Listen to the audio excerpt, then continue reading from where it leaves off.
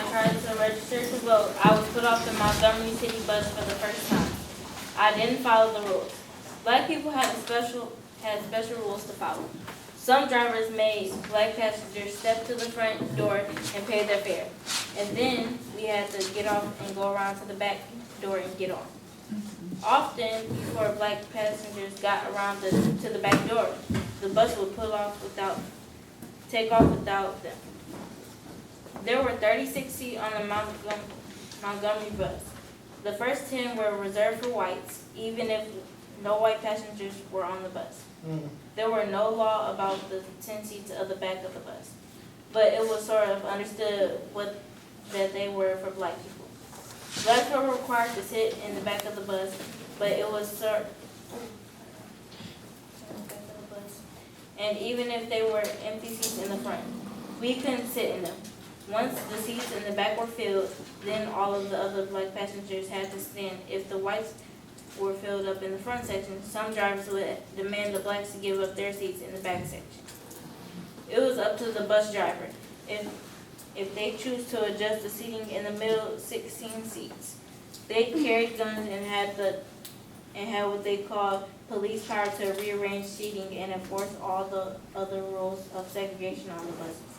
Some bus drivers were meaner than others. Not all were hateful, but segregation itself was vicious. And to my mind, there was no way you could make segregation decent or nice or acceptable. The driver who put me off was a mean one. He was tall, thick-set, with an intimidating posture. His skin was rough looking, and he had a mole near his mouth. He just treated everyone black badly.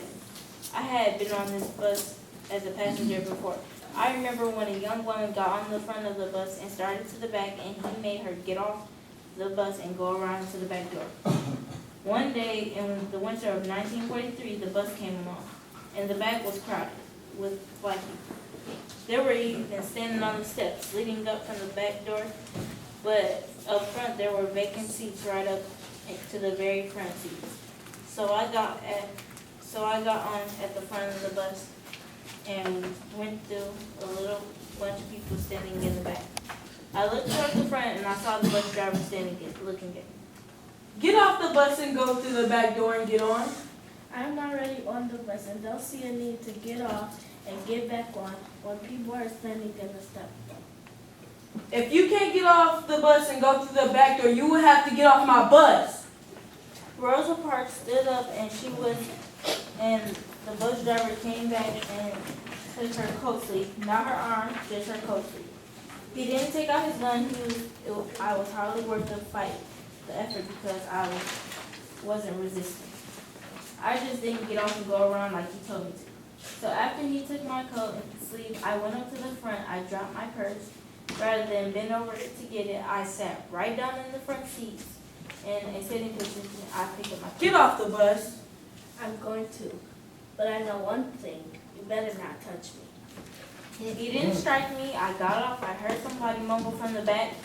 I don't understand why she just didn't get off and go to the back.